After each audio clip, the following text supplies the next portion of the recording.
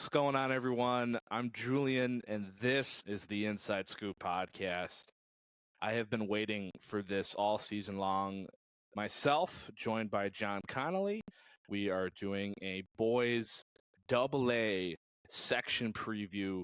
Really excited to give you guys analysis, our own predictions, and share all the information, or most of the information we know. Let's introduce John Conley. Welcome back to the studio. Oh, it's good to be here. And you ain't kidding that it's something that you were looking forward to all year. We did a high school preview show, and as soon as it ended, you said, let's get back on and do the sections. Today is Section Selection Sunday, and 6 of the sections announced their seedings this morning, 2 of them previously during the week. So now the bracket is set for section postseason play, and it's going to be an exciting 10 days. Oh, yeah. We're going to see the road to state starts now. For starters, though, for a little bit of a warm-up, we did our season preview. I just wanted to ask, John, what was a team, in your thoughts, that exceeded your expectations overall during the regular season? No question. I think it was, for me, Eden Prairie. This is a team that I had the opportunity to see yesterday, overtime tie with Edina, and they've really had a nice run. And part of the question was, what were expectations? So let's review. I had Eden Prairie as a preseason number 11, and I think that was expecting Mason Moe to return. He did not. And others unranked from a panel of breakdown, they did, I think, top 15. Unranked from MN Hockey TV, a Youth Hockey Hub with Carl Schuttler had him at 17. And Let's Play Hockey had 14. So no matter who it was, me and everybody else, we thought that Eden Prairie was going to be on the outside of the top 10. Reality is quite a bit different, Julian. This is a team we should all celebrate, senior heavy. And what I saw yesterday, I also had a chance to announce them against Minnetonka. They're a group that's bought in. They're very well coached, and they are simply willing to outwork the other team shift after shift after shift. And that's how they create their scoring chances. And they are deserved of a top 10 rank. And when I pulled up a computer ranking for the last 10 games, they were ranked ahead of Edina. This is a team that I think flew under the radar, and we can't say that anymore. 25 games in, they are definitely a threat to reach the state tournament. Absolutely, yeah. They could shock Shakopee and get in the middle of their state tournament plans. I know Shako was a preseason favorite to be one of the best in the state this year. I think still in some people's minds they are, but Eden Prairie has been phenomenal this year. I have not gotten to see them in person this year so far, but yeah, I think Shakopee might come up again. Shakopee might come up again in our discussion. Yeah, if you've seen my last rankings, I got a lot of hate for not having Shakopee in my top 11. Might come up again in our discussion. We'll stick to the outline. Yes, but Eden Prairie's been great. I think that's a good choice. For me, mine was Moorhead. So I had them as my preseason 7. And they have for sure exceeded expectations for me. For pretty much the whole entire season, Moorhead has been number 1. And it hasn't even been a question. They have so many good top wins. They've only lost twice, which was the first game of the year to Wayzata. And Wayzata is a very good team. They just lost yesterday 8-7 against Hill Murray. What a game that was. Rogers did tie them up in Moorhead, so interesting to see that. But Moorhead doesn't have a bad loss. They've beaten Edina twice, St. Thomas Academy twice. So many good wins. Moorhead, I announced Moorhead when they lost their first game of the year to Wayzata. The next day they beat Edina, and it wasn't even close. They dominated play. I had their tie with Rogers, as you mentioned last week, and it's a group that I saw coming up through Pee-wees and Bantams, having announced most of those players, all of those players in the state tournaments for youth. And, it's interesting that you said you had Moorhead as a team that exceeded expectations. It's 3 years out since they won the state Bantam, and typically, going back 30, 40 years, people have said if you look at the state Bantams and track 2 years later, 3 years later, those are typically the top teams. And here we are, another team that's going to come up in discussion during this show. It's 3 years removed from Moorhead beating Stillwater in the state Bantam championship. So Moorhead certainly is, as you said, at that top level, has been hovering around number one all year with teams like Kilmurray and St. Thomas. And definitely this might be their year. We've said it before. They still haven't won a state tournament, but this might be the group that wins the state high school championship. Yeah, I want to say they've made 9 state championship appearances, and they're 0-9 in that game, if I'm correct. So yeah, it definitely could be their year. I mean, I think it's a positive thing for them. They've beaten city schools, which is huge, and having 2 wins over STA and Edina. I mean, very well, those could be teams that they might have to go through in the state tournament. But we'll cover all that later. We don't want to get too ahead of ourselves. So now let's get right into our section by section preview, starting with 1AA. I'll go first. We'll kind of go back and forth here, John. My general analysis: Lakeville South, Lakeville North get the 1 and 2, followed by Rochester, Century, John Marshall. Unfortunately, this is one of the more weaker sections, if not the weakest section. I've seen Lakeville South. I got to call them at Hockey Day, Minnesota, against Prior Lake. They're a decent team. I like the Ernst brothers. They're very solid. I think Lakeville South should be able to make it out of the section. They've beaten Lakeville North twice this year, who's the number 2 seed. One-sided games, too. They weren't close. Yeah, it was 7-1 and then 4-0. Lakeville South has won 9 of their last 10 games, so they're coming into sections on a heater. Lakeville North, cool to see them at the 2. They did beat Rochester Century. They beat them 8-4, so that wasn't really close either. I do think it's unlikely we see Century make it back to the X like they did last year, and most likely it'll be a North versus South section final, and they weren't close. I think you got to go Lakeville South here easily. Yeah, it's an interesting section to look at. The winner of this will be 7 or 8 seed at the state tournament. First year that they're seeding all 8 teams.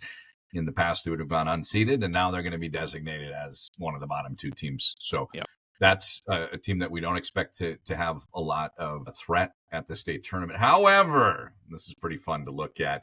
I thought South would be pretty good this year. They returned 80% of their goals from last year. They had a high watermark win at Christmas time over Rogers, and they came out and proceeded to really disappoint. I had them preseason 15, and they just did not play well. But 11-1 in their last 12. They just beat Maple Grove 5-2. And if you go back, the last loss prior to the 12 games was overtime to Edina. So it's important that you play better at the end of the season than in the beginning. You're not going to win a state tournament otherwise. And here's a Lakeville South team that is clearly playing better at the end of the season and maybe not as weak as some people think. Within the section, I like that section semifinal game. We're going to see Lakeville North and Rochester Century John Marshall, the defending champs from the section most likely. And I did single that out as one of the top 5 section semis on paper. And like South, North is playing better at the end of the year. They are improving. They've won 6 straight, except for the last game of the year when against them was 14-1. They lost to Shakopee, and the game that preceded the winning streak was 10-3 to Rosemont. So that gives you some idea of the depth between state tournament contenders and Lakeville North. And I actually like what I saw from Rochester Century John Marshall. I announced a game about a month ago. They beat Holy Family, but when I see their results, they also got ripped 8-0 by Blake. So, that's a team that when they're good, they're probably pretty good, probably okay. And when they're not, probably have some results they'd like back. So that section semi might be interesting.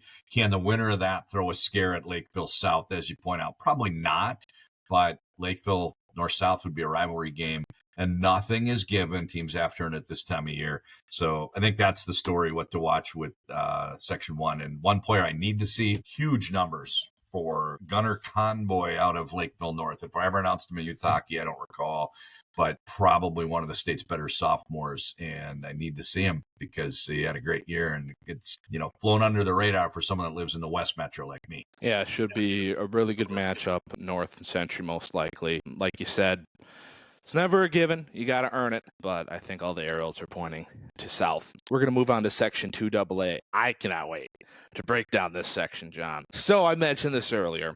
I got a little bit of hate, not including Shakopee in my top 11. And I totally get it. Shakopee beat Rosemount twice, and I had Rosemount in and Shakopee out. but I can't forget about the previous losses that Shakopee has. That's just my opinion. And when it comes to rankings, people get, I think, worked up on head-to-head too much. This is how I see it. If I only focused on head-to-head, then I'd be spinning circles because at this point of the year, the number 3 team could have beaten the number 6 team, but then, the 7 team beat the 3 team. It's just anyway. So Eden Prairie gets the 1, which totally valid. They beat Shakopee. They beat Minnetonka twice. They've beaten Prior Lake. They are 9-1 in the last 10. They have been great. Like you said, John, on their last game, they tied Edina, which I think is a real positive note for the Eagles. They have been, I think, really impressive without Mason Moe, who seems to be doing pretty darn good on the USHL right now. So I think he made the right decision. He's been great. So good for him. Shakopee at the 2. I was a little surprised by this. I was a lot surprised. They lost to Eden Prairie. They lost to Holy Family, who's the 4 seed. They tied Minnetonka. Tied Minnetonka. The Section 6 coaches historically have put a lot of stock on the games within the section, the intersection matchups. And I wasn't sure what Section 2 would do, but suspected Shakopee would get the 4. And they didn't. Mm-hmm. They looked at the whole body of work, and Shakopee comes out as the number 2. I hear you talking, and it still doesn't make any sense. So let's break down Shakopee. I've been waiting for this. This is great. So Shakopee, my preseason number 1, and I wasn't alone. I looked across; everybody else had a number 2 or 3. So it clearly had a season that didn't start the way they wanted. And when you look at what happened with Shakopee, they were unsettled in goal. That's worked itself out.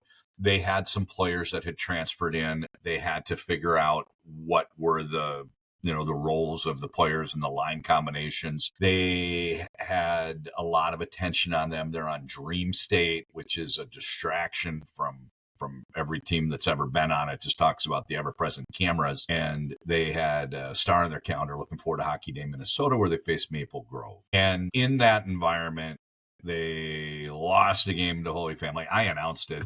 They didn't get beat bad. They outshot them. I think the board at the end said 63-24. They might have edited it in post-production when they posted the final box score. Shakopee just whipped their tails up and down the ice and didn't win the game. So I wasn't holding things against them like others did. And I was curious the other day. So I know I use Lee Pagankoff's PS2 as my computer rank to kind of get a sense for where teams are. But I didn't reach out to Lee to get the last 10. Instead, I went to My Hockey. Their rankings look pretty much like PS2. And the number 1 team in the state over the last 10 games, Shakopee Sabres. So Shakopee is something that if you left them out of the top 10, to me, gross negligence. This is a team that is as good as we thought they were. Now they're in a section. They were given the 2 seed. Semi would likely be Minnetonka, who's been goal-starved. I'd be surprised if Shakopee's not in the section final. Section final, they have to play a great Eden Prairie team. That should be an epic game. And I singled out what are the best quarters, semis, and finals. Section 2 final should be one of the best in the state. And interesting quarterfinal with Prior Lake and Family. Rivals somewhat, if you will. And that's a good 4-5 game. But if Shakopee gets through the section, they have a real good chance to win the state tournament. This is a team that is loaded with players that will play post-high school. All the kids know it. All the kids play against them know how good these players are. And Cooper Simpson has been as good as we thought Cooper Simpson was. If you look at the point totals, I think he's over 40 goals and 60, 70 points, something like that. They're a wagon. They are a wagon.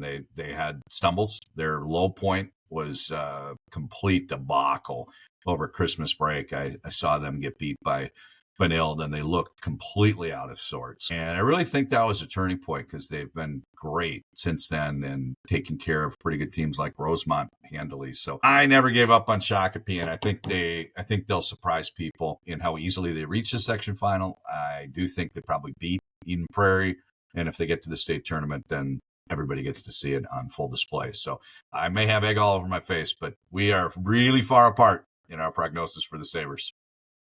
Yeah, we are. I mean, I get Holy Family, they outshot them, but a loss is a loss. And I get it. It's 1-goal loss to Holy Family, 1-goal loss to Eden Prairie. They've had a 1-goal loss to Hermantown, who's one of the best teams in Class A. All before the start. I mean, you're going way back. Hey, a win in late November counts just as much as a win in late January. That's just how I see it for rankings. Sure, Julian, and I'm older than you. I remember Carmelo Anthony. His team was not ranked in February in the AP Top 25, won the national championship. I remember Arizona with Mike Bibby wins the national championship. They finished 5th in the Pac-10. It is so important when you have a playoff structure to play better at the end of the year than when you do at the beginning of the year. And teams that do not do that, I don't care if they run the table in November and December, if they're not playing as well at the end of the year, they have no chance to win the state title. So this is something where, yeah, you can rank them that way. But when you look at current form, that's a better predictor of what's about to happen. And, I will bang this drum. If you see a team that had good early results and hasn't played well in the last 2 weeks, it's really hard to get things straightened out because the other teams are all well coached too. So, we deviate in how we see what a loss in November means in high school hockey when that's really far in the review as far as the players are concerned. They're not thinking about it. Well, I completely agree with that point. Again, I have Shakopee winning the section too. I have them making the state tournament. I think they should easily win the first round. I think they beat Minnetonka. It'll be a great game between them and Eden Prairie, but I do like Shakopee. It's gonna be a great one. I don't know. If they play, that will be. I don't know who on our team's going to get that call, but I'm sure that'll be a sought-after game. Again, just in terms of rankings, if that's how I look at teams, you can't. That's just my opinion, right? It counts if it was late November. But I totally agree in terms of winning section tournaments, winning, potentially state tournament games. Absolutely, it matters how you're playing, late December throughout, or January into February. I totally agree. I do have Shakopee winning this section, though. I like them a lot. I thought it'd be easy, but having seen Eden Prairie twice in the last couple of weeks, we should celebrate the Eden Prairies. They're senior laden, and these kids have worked hard. There isn't anybody right now that's thinking, wow, if Mason Moe would have come back, because they look up and down the bench and they love the guys they're playing with. The coaches have done a great job, Coach Terwilliger and staff. And the section final will be an equivalent game to a Friday night game at the X. It's certainly equivalent to a state semi. And, we've seen that often with Section 6 and Section 2, where the section final might even be the equivalent of a Saturday state championship game. So I can't wait. It's what makes this time of year so exciting. Oh, yeah. That's going to be great. I doubt I'll be able to get on the call for that one, but I'll definitely be tuning in to Minnesota Hockey TV for that one. We're going to move to Section 3 AA now. Give it a plug. I think for a lot of this season, I thought in terms of top-end talent, this was the best section. You have St. Thomas Academy, Cretin, Durham Hall, and Rosemount. But right now, honestly, I don't know if I feel that way. That's 7-3 in their last 10. Not a ton of bad losses. You lost to Hill Murray, who arguably is the best team right now in the state. You lost to Stillwater. You lose to Maple Grove. That Maple Grove loss is pretty tough. You really should be able to beat them. STA, we cannot forget how great they've been this season, especially early on and beating all the teams they've beaten. But like you said, they're not playing their best hockey in the past month. And for a while, I thought it was... Yeah. 10 games in, the gap between them and the other teams in the computer rankings was as large as Lee Pegenkopf had ever seen. Like, they were really doing well. But, you mentioned strongest section. I've got number 4. Section 4 is the state's strongest section with number 3 right behind them. This is a loaded section. Cretin's always won in postseason. You kind of wonder what's going to happen. They've been in the state tournament the last few years. And, they've had some odd results. They got boat raced by Prior Lake with Alex Bumpier. And this is, this is going to be a really good section. And Rosemont, they've been good every year for a while, and this is their best team. So could a public school cut through the crowd of Catholics in Section 3? Maybe. They're going to have to beat both Cretin, Durham Hall, and St. Thomas most likely. But it's a 3-horse race, and they have an outstanding 4-5 game in Park, Cottage Grove plays Two Rivers, and Two Rivers is a real juicy record. They got a better record than Edina. I think they're like 19-6 or something like that. Yeah. So there's one to watch if people want to know a good early game. It's a good quarterfinal. But I guess forced to pick, I'd say it's maybe 50, 30, 20. I think most likely St. Thomas because they drew a better seed. And after that, maybe Cretin and Rosemont very much in the mix. If Rosemont were the number one seed, I'd say they're, 50-50. These are kind of toss-up games that we're going to get at the end of the year. And it's going to be a fun section to watch. And I believe the final's still at Braemar, which is just a great venue. It's the right size, and they'll pack the house and should be a lot of fun. Yeah, all those section games are going to be great. Two Rivers Park, two solid teams from the East Metro. Yeah, I think Rosemont's tough because they just haven't played Cretin. They haven't played STA in the regular season, and they've got one of the state's best records overall. But again, Shakopee, a team that's near the level of STA, near the level of Cretin, and Shakopee's beaten Rosemount no problem. I do think strength of schedule does matter when it comes to, my head-to-head game analysis. And although I would love to see Rosemount make it past Cretin, make it past STA, I just don't think it happens, unfortunately. And in Cretin, this is a team that all these boys, they made it last year. They have experience. And I think experience talks. I think Cretin and STA should, I think, cruise through the quarters and the semis. Another section final between Cretin and STA should be great. See, now I'm a St. Paul boy. I kind of find myself, the fan in me, rooting for STA. But I don't know. Again, I just haven't been super impressed with STA recently. And when they've played the top dogs, they haven't beaten them. I had STA winning this section. Well, they beat Edina. They beat Edina twice. Earlier in the earlier. I'm saying recently. In the middle of the season. I mean, hey, St. Thomas has a good resume. They're great. Hey, I had them as my number 2 overall team. I don't think a lot of people had them preseason top 3. I have been an STA fan all season long, and they have been amazing. However, Cretin has won when it matters. And I don't like saying this because I'm biased towards Cretin, and not the best way, unfortunately, and that's just because that's just how it is. But I think Cretin beats STA. I hope it doesn't happen, but I think something about it. I think Cretin beats them. Yeah, so one funny score to look back on, there's always some things year to year that I remember and stick with me. Rosemont was, I believe, 10-0, and a team we'll talk about later over Christmas break. Rosemont lost the game to 0-9 Andover. And I think that's indicative of the variability you get in these games. When you have a pretty good team, an elite team is going to beat everybody else every time. And, there just aren't teams that are that much separated from the others most years. Oh, Rosemont, Cretin, pretty good game. Winner of that, St. Thomas, should be a pretty good game. And in close games with all the marbles, a lot of times, little things may be the decider. So, penalty here or there, and a bad break. And, we saw one the other night in the girls' side, a puck that got through that a goaltender would save 999 times out of 1,000. Those odd things happen. Duluth East beat Edina in the state semi a few years ago. And, it's kind of a 3-4 events that all converged, like the Atlanta Falcons beating the Vikings and Gary Anderson missing his only extra point or whatever. I mean, you get this weird stuff.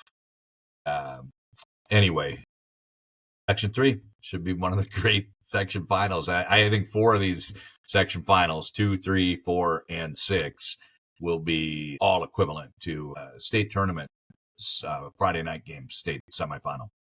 Absolutely. Yeah, Cretin, STA, even Rosemount, they're all teams. I think especially Cretin and STA, they're all championship contending teams for sure. 4AA, this was the team that I think in terms of front-end talent is the best section in the state. Hill Murray gets the 1 seed. Totally deserved. They beat White Bear Lake. They beat Stillwater. They only have 2 losses this year. Edina and St. Thomas Academy. So no bad losses for the Pioneers. They have been great. Stillwater with the 2 seed. They've had a really great stretch in the past 10 games, 9-1. They've beaten Cretin, St. Thomas Academy, White Bear Lake, Holy Family. We're going to include Roseville in that one. A little controversial. They got a couple of their earlier season games knocked from W's to L's. They originally did beat Eden Prairie and Maple Grove. However, with the whole Cal Conway ineligibility crap, I missed the memo. When was it announced that they had those 2 forfeits? I know now, but I didn't realize those were forfeits. I noticed it last Saturday, so okay, so about recently, 8 days ago. So recently, yes. I remember I was working on our Minnesota Hockey TV rankings with Matt and Brandon, and I was looking at Stillwater, and they picked up a great win against STA. They just beat White Bear Lake. I'm like, okay, let's see. Let's just take a look at their schedule. Then I see, they've had 6 losses, and I thought they only had 4. So it's within a week or so that all went down. But they still get the 2 seed. They split the series with White Bear Lake, but White Bear Lake hasn't been all that great. They're 4-5-1 in their last 10. When I look at recent history, White Bear Lake always seems to make the section final and on occasion actually upset Hill Murray. But this year, I don't think so. Stillwater's been really great. They're an experienced team. I think they beat White Bear in the semis, which is that's a great semifinal matchup, I think. No question. So my thoughts on Section 4, agreed. I think it's the state's top section in terms of how many top teams this year. And what's interesting to me when we look across the whole state, there's a couple teams at that top rung that are real young. And one of them we'll come up to next, Edina, I think Hill Murray, Moorhead. These are teams that if you map it out till next year, they're going to be great again because they just don't have heavy reliance on seniors. Well, the other side of the coin, you look at Stillwater, runner-up state bantams 3 years ago. They're a senior-heavy team, and White Bear, a lot of seniors, and they've got one of, if not the state's top goalie, just set a record for most shutouts in a career. So White Bear, as we saw with Cam Hendrickson taking down Minnetonka, Braemar last year in the section final, White Bear could come out of the section because they've got a good team, a lot of experience, and the kids play hard.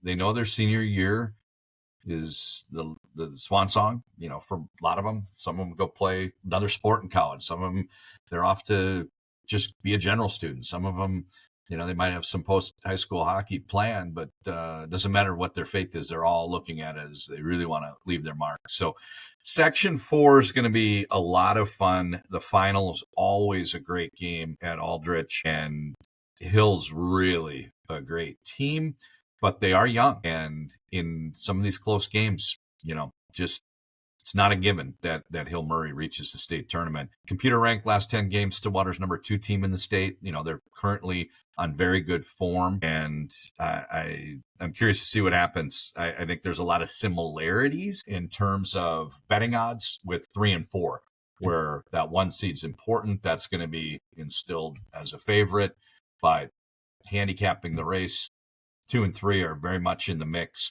and whoever wins that game is going to be, at worst 60-40 in the section final. They've got a good chance to win, maybe even a toss-up. So I can't wait. This is, my favorite time of year, and it's games like this that is why. Yeah, it's super wide open. I don't know who's going to make it out. Like you said, Hill Murray's inexperienced, and they missed the state tournament last year, right? White Bear Lake made it out last year, right? In that section? Yeah. I've got that written down somewhere, I think. I want to say they did. It wasn't Hill. I know it was You're correct. It was, last year's state tournament, White Bear, Centennial, Chanhassen, Elk River, Grand Rapids, and Rochester Century, John Marshall. So it shows how much things turn year to year. And it also shows how big the gap was between those 6 those teams and like Cretin and Edina were the ones that were good last year and good this year. Yeah, so pretty fun. Their 4-5 game, Gentry Roseville, and another player, I haven't seen him for a few years, might be one of the top couple players his age in the country. Huge numbers. Gentry was I think it's Rylan Rooney that had the big year. And maybe headed to the U.S. national program. I think he's 2009 born, but I didn't get to see Gentry this year on our network. Gentry had one of the, people at Gentry Ties got all their games, so I didn't get to see them. Unlike the last few years, Gentry had a very good chance to reach the state tournament the last 2 years. Gentry's tailed a little there, the 4th seed. Hill Murray, Stillwater, White Bear, all better. So it's kind of a 3-horse race in 4, but it will be, 1 or 2 more high school games on an amazing high school season for Rhineland Rooney. Yeah, Gentry's good. They're 18-7 this year, but they just, being an independent, they don't play the strength of schedule like a Hill Murray, like a Stillwater and White Bear Lake. So it would be a cool semifinal, I think, if Hill and if it's Gentry, but I think Hill should have no problem winning. And for my prediction, I've been kind of going back and forth in this one, but I think history repeats itself, and Stillwater, as much as I would love to see them make the state tournament, they just haven't been able to make it past White Bear Lake and Hill Murray. And I haven't been super impressed with White Bear Lake as of recent. I get they have possibly the state's best goalie, and you never know. Again, that could mean a lot and take you really far. But I like the way Hill Murray's been playing. You got to respect that they just beat Moorhead in a crazy battle. I don't know how that happens. 8-7. Like, I don't know. These teams that are usually the top teams do such a great job about taking away the other team's space. And we saw that with Moorhead 2-2 against Rogers. And then 15 goals yesterday. Crazy. By the way, I just looked it up, 67 points as a 10th grader for Rooney. Wow. Yeah, great stuff. Wow. Well, I'm going to go Hill Murray as my champion out of this section. I go roll with them. If I had to pick one, I'll pick Hill Murray because they got the number 1 seed in a head-to-head game against Stillwater. Yeah, that's a toss-up. I'm very impressed with what the Ponies have done this year. They have really put together a good season. They absolutely have. We're going to move on to Section 5 AA. Basically, the battle of the Northwest Suburban Conference really is what it is. Rogers gets the one, no-brainer. They have been phenomenal this season, followed by Maple Grove. I just want to point out, I think, a flaw in this section. Champlin Park gets the 3 seed. Their resume, they have beaten Centennial twice, Mounds View, Osseo, and Blaine. They have lost to Rogers, Spring Lake Park, Coon Rapids, Maple Grove, and Totino Grace. They get the 3 seed. Totino Grace beat Spring Lake Park, Coon Rapids, Osseo, Blaine, Champlin Park. They tied Maple Grove. They do have a tough loss to Mounds View, but they get the 4 seed. A tough loss to Mounds View, a tough loss to Anoka, a tough loss to Mankato West. I'd be an advocate for all sections using a computer rank as long as it's not QRF. QRF is too basic. It just doesn't have enough sophistication to do a great job with the sorting. But if they wanted to move to PS2 or the MyHockey, any standard rank, I think it would sort some of these things out. But I'm also okay if the coaches keep voting. And Totino, what was it? Scoreless tie, Maple Grove? Yep, 0-0. Beat Champlin Park. Like, if you look at those results, you come up with one opinion. But if you look at their other results, I mean, these are really baffling to lose to Mounds View, Anoka. Anoka, what did they end up with? The 9th seed in Section 7. That is a tough So one. that's what tripped up in the end when the coaches voted. I guess they were looking at all games and it tripped up Totino. So what that sets the stage for, I think Totino, Blaine, clearly one of the better quarterfinals. A lot of people have taken notice that Blaine is better than they've been the last few years and are excited about that. And that's a great 4-5 between Totino Grace and Blaine. And the winner will most likely get Rogers. And I'm curious to see what happens in the section final with Maple Grove. At the end of the year, they've had some results where you think, oh, maybe they're pretty good. Rogers is not going to be given a free ticket to go to St. Paul. They've never been to the state tournament, and whoever they play, most likely Maple Grove, they'd love to play the spoiler, and we'll find out what happens. Rogers, huge favorite, but some of these games don't go the way you expect. Yeah, we'll see. I mean, they haven't been able to win it the past couple of years when they've been the favorite or one of the favorites. This year, they're certainly the heavy favorite. But hey, if Totino Grace beats Blaine, TG only lost to Rogers 4-2. And it's sections, right? You never know what could happen. I'm not calling a Rogers semifinal loss. I think they should be a lock, at least for the section finals. They beat Maple Grove fine this year, 8-3. I think Rogers really should be able to do it. I remember when I had Mason Jensen, Nolan Gertis on the show, and their mentality is great. I mean, they want to win everything. I remember Gertis literally told me they suffered their first loss to STA, and he's like, we don't want to lose another game for the rest of the year. Their expectations were, high as the sky. But again, Maple Grove, a team that has been in big games and knows how to win big games. So we'll see. You never know. I'm going Rogers. I think they're big favorite. Rogers just tied Moorhead, and they've been beating the teams in their conference. And you really have to put a lot of faith in the Maple Grove win over St. Thomas 10 days ago or whatever.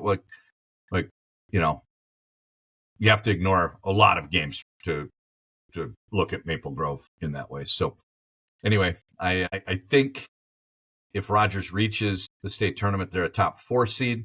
And if Rogers does not, then the section representative probably falls down to like a 6 seed at the state tournament. They just don't have the depth that we see in sections like 3, 4, and 6. So I think the seeding at state for section 5 is really dependent on who wins. And we don't see that with section 1, section 7, and 2, 3, and 6. Yeah, I think Rogers, if they make it, they're definitely a top 4 seed. And again, I think inexperience is tough at the X. It's tough to win there, especially if you're a team where none of your boys have ever played there. But I think you'd still have to, out of respect, I think you'd have to put them as a title contender for sure. I've only seen them once this year. They're phenomenal. However, I don't know much about injuries. Isn't Parker DeSheen out? He's one of the best players. He has not been playing. He did not play against Moorhead, and I heard something with an AC joint, which I think we used to call a collarbone or a shoulder. I can't remember what an AC joint even is. But, okay. Let's hope that Rogers and all the teams have all their players available. It's just absolutely better when everyone does. One little thing, and this is the stuff that, that comes up. Hill Murray won a state title, and top defenseman was sick. It was Joe Polatichuk, and didn't matter. They just destroyed Eden Prairie in that final. I remember the Eden Prairie kids in the post game, some of them almost on the verge of tears, being asked. And the kid's quote was, they were just all over us. They had no answer.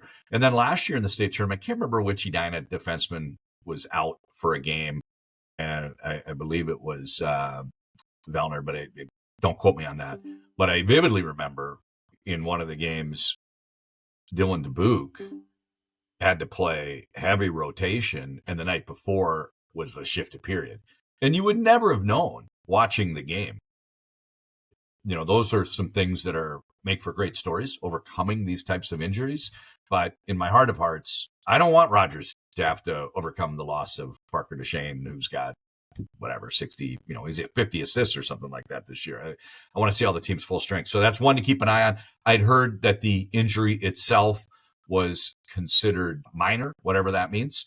But I also had someone with ties to the program tell me we're not sure if he'll be back in time for this season. So fingers crossed. Well, thanks for the update, John. Yeah, thoughts and prayers out to him. And hopefully, like you said, everyone's at full strength. Good luck to them. 6AA. Oh, this is juicy. I don't know where to start with this one. I think all 4 teams, top 4 ranked teams, are all near the same tier of each other. That's just my opinion. Edina gets the 1 seed. And I know you said I was an Edina hater because of my rankings. And, Edina is great. I don't think they deserve the 1 seed. Very surprising there. Yes, you beat Benilde and St. Louis Park, but you lost to Wayzata and you tied Wayzata.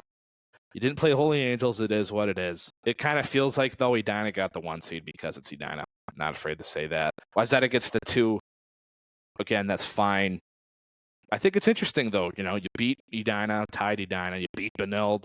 So I think Edina is very, you can't put them any lower than 2. I think they deserve the 1. However, they did have the loss to Holy Angels. I think is why they were put at 2, followed by Benilde, and then Holy Angels at the 4. I think the 2 semifinal games and then the section championship out of this are going to be phenomenal. I'll talk a little bit more later. I want to hear your thoughts about. You're way ahead of me, and that's great. But I just think you're overlooking something that's going to be pretty good too. So this is a section where the coaches have historically looked at intra-section play and valued that over some other things. And it's tough when Holy Angels and Edina don't play, when you don't have all those cross points. The coaches at Edina always made a point to schedule everybody in their section, and it's gotten harder as the lake has grown. So as far as the 1-2, I might be the only one, I will never waver. I will never waver on this. I do not see an overtime loss as the same as a regulation loss. I call those overtime ties or regulation ties. And Edina did have 2 regulation ties with Wayzata.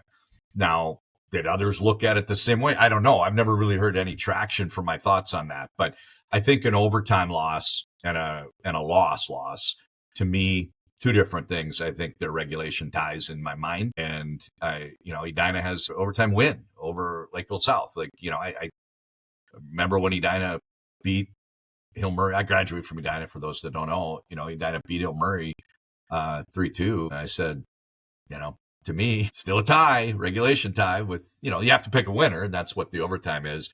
And then the next night, it was another 2-2 game. And that one, I think the overtime goal was scored by Hill Murray. So to me, Hill Murray and Edina played. What I remember is they both ended regulation 2-2. That's pretty cool. So I don't know what came down, but it sets up on paper, Edina with a very easy opening round game and then a potential second round matchup with Holy Angels. But this is where we differ. I don't think it's a given that Holy Angels beats Blake, and I don't think it's a given that St. Louis Park loses to Benilde, because this section has the strongest 5 and 6 seeded teams in the state. We had a game earlier this year where St. Louis Park had a fairly comfortable margin on the board over Benilde. I think it was 4-1. They ended up tied, and I think there was a little controversy late. No, they were down a goal, and I think there was controversy late. Puck went in the net, and it wasn't called a goal because of the goalie kind of getting pushed. So there's bad blood. They're tenants of the same building, same sheet, unlike Holy Family Catholic and Chanhassen sharing a building. These guys, and they don't even agree on which is the home bench. There's one painted for St. Louis Park, one painted for Benilde St. Margaret's. So without question, the best quarterfinal match involving a team that could go to the state tournament for me is 3-seeded Benilde against 6-seeded St. Louis Park. Park's only a 6 seed because they lost head-to-head to Blake. They actually have some pretty good results in addition to that game. So you're talking about semis and quarters and finals. That's great. I want to talk about the quarter because I think it's going to be really good. On paper, Wayzata Benilde would be coin flip. This Benilde group, for the second year in a row, they've got a lot of kids that are bought into the program. And as the coach said a year ago, we have a lot of kids that want to play for Benilde. And one of the challenges in high school hockey right now for coaches is a lot of kids are thinking about what they want to do next. And it's probably even more so at the private schools. And this is a great core at Benilde St. Margaret's. They've got high-level talent. We saw in 10th grade, Junior Podine was a real good player on the power play, just not physically strong enough to get a lot done at even strength. Then last year, he was a good player all game. And this year, Mr. Hockey finalist, I'm almost positive. He's been amazing. So a lot of excitement in Section 6 as always. The difference is we're not looking at really any top 5 teams. And last year, there were 3 of them. Edina's kind of hovering around there. Tying it back to how we started the show, everybody had Edina as preseason number 1 except me. I had them 3. And I kept hearing, they have defending state champions. And I kept wondering, how many players do you have to lose off the defending state champions before you're not going to be a preseason number one, because they lost a lot. And what I saw yesterday against Eden Prairie is a very good team. And they only have, I think, 5 goals from senior forwards and maybe 1 or 2 more from defense. Like, they get all their scoring from juniors, or in the case of Schneider, a 10th grader. So Edina is going to be young for the rest of the year. They're going to be a team that's probably younger than their opponent, and it's a rough path through the section. And final thought about the section, the most fun team to watch in the state that I saw this year really wasn't even close. I had more fun watching Holy Angels than anybody else. And I said after the game, I hope Holy Angels goes to the state tournament so everybody in the state gets to see how fun this team is to watch. They move the puck well. They're almost all juniors in the key roles, with Lechner, who stuck around to play 4th year of high school. And if you haven't seen Henry Lechner, he's a beast. He's huge. He's super skilled, soft mitts, and he's got the best ice vision and hockey sense of any player that I can remember. You put it all together and, surround him with Cheeseman and Erzasad. And it's such a fun team to watch. And I'd love to see any of those games when Holy Angels plays Blake. Holy Angels, if they win, plays likely Edina. And then if they reach the section final against St. Louis Park, Manilde, or Wayzata, and state tournament and beyond. Do they have the depth of the other top teams in the state? No. But, Perone and Kassergat on defense and a great goaltender. If it was a 6-man game, like when Evelyn won the state tournament, you didn't sub, they might even be favored. They're that good. Absolutely one of the best top lines in the state for sure. I want to go back to the 6 and the 3, St. Louis Park, Benilde. Crazy ending to their last game, super controversial. Awesome that they get the matchup in the quarterfinals and they get to settle it on the ice there. I love that. That should probably be the best 3 and the 6 seed quarterfinal game. Blake over Holy Angels. It's not a given that Holy Angels wins that game, but they did beat Blake in the regular season. But one little interesting wrinkle with Blake, the team really was not good last year. They only had a couple players where you'd look out and say, right, I want them for my team. The goaltender's one of them, which is one of the reasons they've had some success this year. But they've got twin brothers, and it's interesting. When they were in 9th grade, one of them played Edina at AA Bantam, and the other played Blake varsity. And then the next 2 years, they remained at different schools. And for his senior year, Alan and Grant are the twins. I can't remember which one was where, but now they're both at Blake and had real good years. And for those that haven't seen him, Joe Erickson's a real good player. He's real tall, skilled, and they've got some ingredients for a team that can, throw a wrench in somebody's plans. And I know they plan on doing that when they get to the 4-5 game. And they've got a coach that's been in the locker room for some big games before. So, it's not a given, and that's another one to watch. Blake's the resurgence of Blake is really good to see. They've had a good year. Yeah, they really have. And I think overall, not top-end talent, I think overall this is the best, most balanced section, I think, in the state. Those 2 quarterfinal games should be great. Wayzata, Benilde, assuming they meet up, that's kind of a toss-up in my opinion. Holy Angels, it'll be cool to see what they can do, assuming they make it out. Edina should make it out to the semis, no problem. It would be really cool to see that matchup just because they haven't played each other in such a long time. However, I just do worry about the depth that Edina has, and this is a team that I think both teams are very well coached, but Edina always knows how to win. I think they're my section favorite, despite having the overtime loss to Wayzata and the tie. Interesting take how you see overtime, by the way. I've never heard that, and although I can't say I agree with you 100%, it's interesting, and I could see where you're coming from to Edina's benefit in that. But still, in my opinion, they don't deserve the 1 seed. But yeah, it so is what it is. You're spot on. I hadn't thought of it in these terms, that Section 6 is the most balanced. And part of it is they don't have a team that if they reach the state tournament, you say, well, they're a big favorite to win. If Edina makes a state tournament, what are they at best? 4 or 5 seed. I mean, they're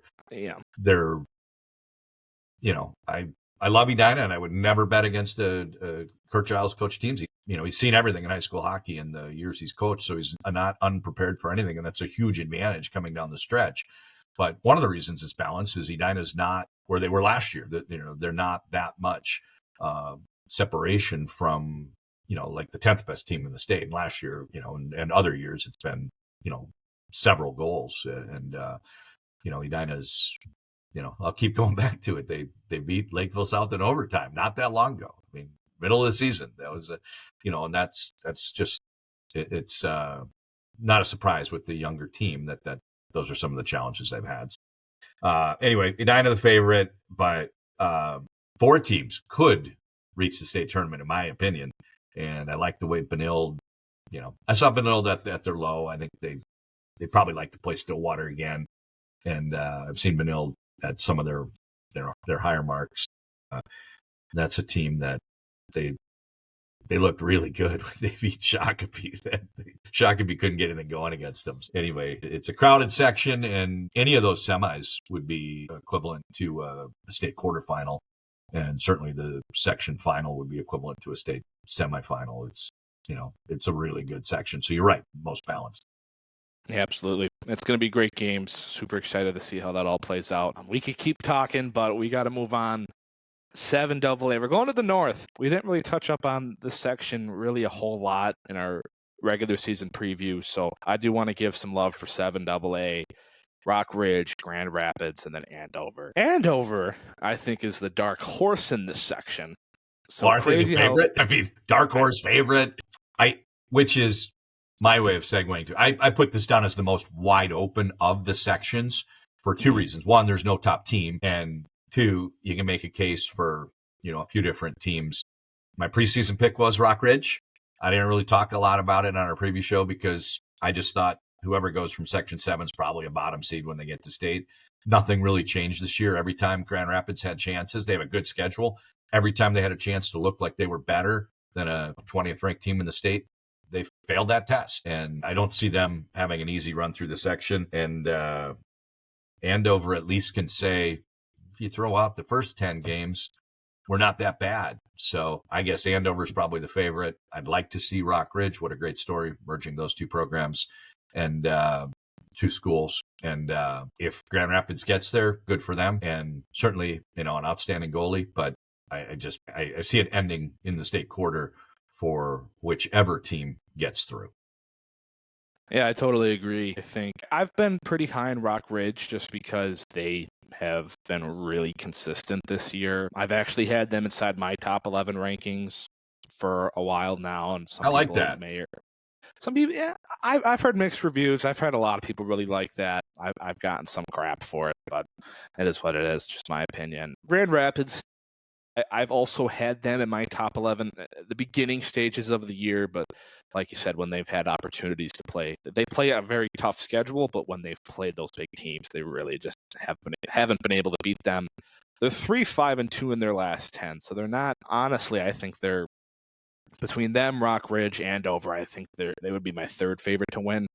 Andover, again, crazy stat, started out 0-9.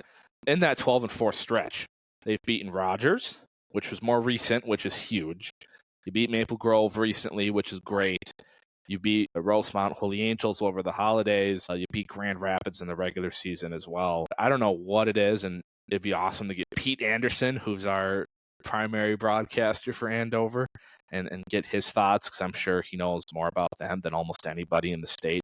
I think them at Grand Rapids, despite records might not really showcase how great that matchup is. I think that's one of the more underrated semifinal matchups that could happen.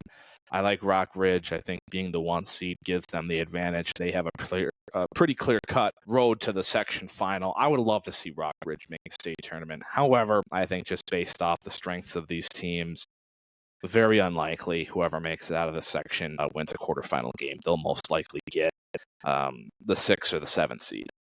Yeah. So when I did my prep for this, I was looking at the best semis. I think Grand Rapids, Andover, on paper, if they do meet in the mix of the top 5 semis in the state, should be a great game. Andover, tying things together to previous comments made. Andover is where Cal Conway transferred from in a rare, not unheard of, not unprecedented, but a rare November transfer. It wasn't a summer transfer. It was a transfer in November. And there was still okay. Cash Cruitt also, both of those two were the goalies that got through the tryout process to go to the USA Hockey National Camp. And I am not going to, as much as I love, Hi-Ho Dimberio and Casimir Carlson, as much as I love Rockridge, I'm not willing to pencil them into the state final automatically. I think the team that's really poised to play a spoiler in the postseason is Forest Lake. I had a game last year, Forest Lake, in the, must have been a 4-5 with Rockridge, or a 6-3, something like that. The game went 7 periods. It was something where people had already gone to a playoff game, gotten home, and were clicking over on Emmett Hockey TV, and I was getting text messages from players and coaches, and everybody was tuning in. That's how late this game went. It went 7 periods, and it was easy to like Forest Lake. They lacked depth, but it did catch up to them. They were unable to really move as we got deeper into the game, and I think the resurface break hurt because they had to sit around for 15 minutes. And what's happened since then is they put an 8th grader on varsity. They put Malachi McKinnon's brother, Maverick McKinnon. And by the way, Malachi would still be in high school had he stayed in Minnesota to play there. So this is a group that, with mixed results during the year and the weakest of, one of the weakest of the sections, Forest Lake's poised to surprise some people. And if they can win their 4-5 game with Duluth Marshall, they would have a date with most likely Rock Ridge, assuming they win their game. Some intrigue for who gets there through 7. Whoever gets through from 7 and whoever gets through from 1 will be seeded 7 and 8 in the state tournament, and will be, 3-goal or more underdogs in the state tournament. And that's just, that's just the way it is. And we're only 10 years removed maybe from Grand Rapids winning a state title. But right now, this section is not what it has been in the glory days of, the recent glory days of Duluth East, or some really good Grand Rapids teams. Yeah, I don't see any team making it past the quarterfinals. We have reached our 8th section, the final section. Really excited to talk about this one. Moorhead, the clear-cut favorite. I mean, they've been number 1 in most people's rankings for the majority of the year. Bemidji at 2. I saw Bemidji earlier this year, and they've got a very solid team. I saw them against Buffalo, and they can really score the puck. They met up with Moorhead during the regular season, and it was a 3-1 game, so Bemidji was able to stay competitive with them. Yeah, Moorhead got one of their better games from Bemidji. I didn't see Bemidji. I saw Sartell, and I really liked what I saw with Sartell. So There are some okay teams, but it's Moorhead's to lose. Yeah, I don't think we get the results last year where we get a Buffalo Elk River section final. Unlikely to happen. It was interesting last year at the midpoint, and again, I track Leapag and Cops PS2 pretty closely. It was evident that was by far the most wide open section anybody could get through, because there was no dominant team. Moorhead did not have a good year, and there really weren't any bad teams. And the worst team was one that recently went to state, was St. Michael Albertville. So when we had an 8-1 game with somebody beating Roseau, who was it? St. Cloud beat Roseau. St. Cloud beat Roseau. We had the rare 8, we had to look back. Has this ever happened before? It's only happened a couple times. So last year we had an 8-1 upset, and then section final was probably 6-4 or something. It was a crazy 6-4. Yeah. And then Elk River reaching the state tournament with good goaltending and, enough to get through. A much different story. What a difference a year makes. If Moorhead is tested in any game, it will be a surprise. I'd like to see, Bemidji Sartell make it interesting, but Moorhead will be a 3-goal favorite in those games or more. So this is an elite Moorhead team capable of winning the state title for the first time in school history, 3 years removed from the Bantam state title, 2 years removed from a double overtime loss to Edina in the Bantam state final. And this is a group that is so head and shoulders above the second best team in the section that I just don't know what we get for intrigue and who goes to state.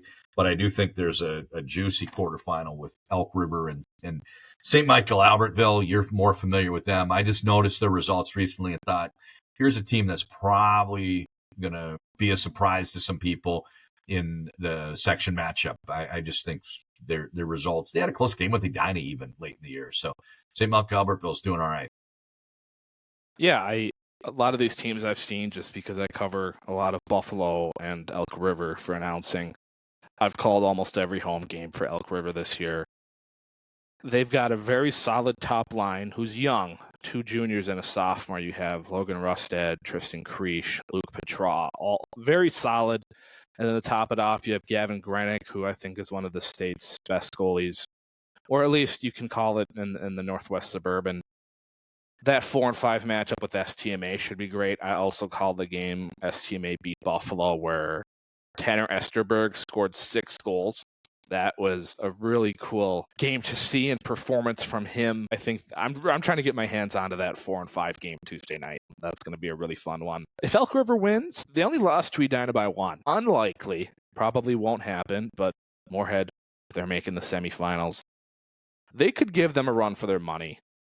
Moorhead still the clear favorites, but you never know. I've seen Grenick at his best, and if he plays a career game against Moorhead, that could really be interesting. Unlikely to upset them, but I think that would actually be a better semifinal game than a lot of people would expect. Bemidji, I've seen Sartell a couple of times. Sartell's a pretty decent team, actually. I liked Sartell a lot when I saw them play Holy Family Catholic. I think the FAM won by a goal, but Sartell was a very nice team. I liked what I saw. Yeah, they're good. I saw them against Holy Angels, and they kept it close with Holy Angels for a long period of that game. They actually beat Elk River on the road, so they're a pretty decent team. But I think more likely than not, we're going to see Bemidji, Moorhead, and you mentioned this earlier. It's Moorhead's to lose.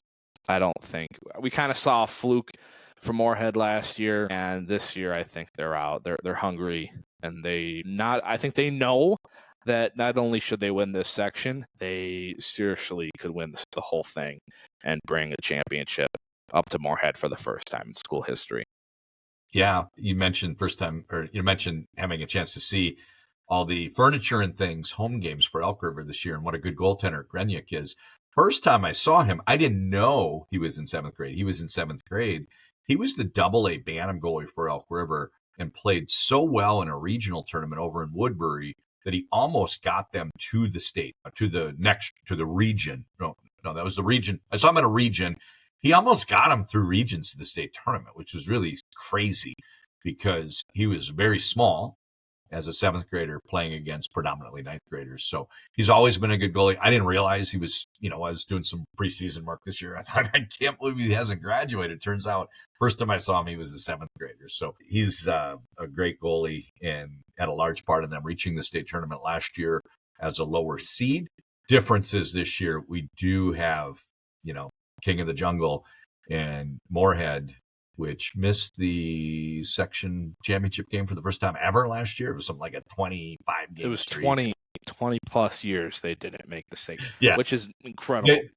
They're expected to make it again and should be able to get through. So I just want to wrap with a look at the state tournament. Unlike some years where the state tournament is something where the attention's on a short list. Certainly last year, 2-horse race, so to speak. This week, 10 days, whatever it is, from the time the sections are done until the state tournament starts, will be the most interesting that I can remember in the last 10 years for certain. There's so much talk of how many good teams there are. And this year they're across different sections. So just looking at what state seedings could be, for example, Moorhead or Hill 1, Moorhead 2, St. Thomas 3, Rogers 4, Edina 5, Eden Prairie or Shakopee 6, and, hey, maybe Stillwater or Cretin or White Bear or Rosemont gets in.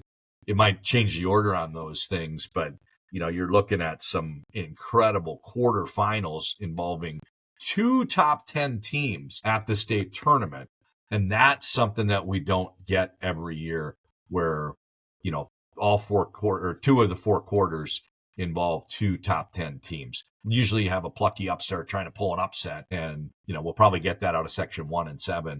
But the rest of the games will all involve top 10 teams. And I can't wait. I mean, sections are going to be great. State's going to be amazing. And when it's all done, I think we'll look back and say we were really fortunate to be able to follow such a great season 2024-25.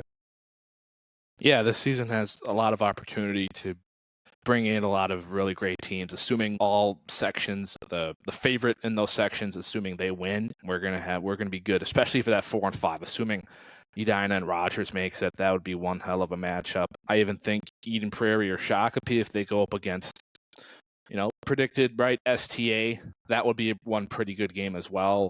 The only one I just see would probably be a dud would be either Hill or probably Hill over Lakeville South. Probably not going to be a very good game. Yeah, I mean, we're getting kind of splitting hairs here, but I think Lakeville South will put up a good fight compared to whoever gets through 7 when they get to the state tournament.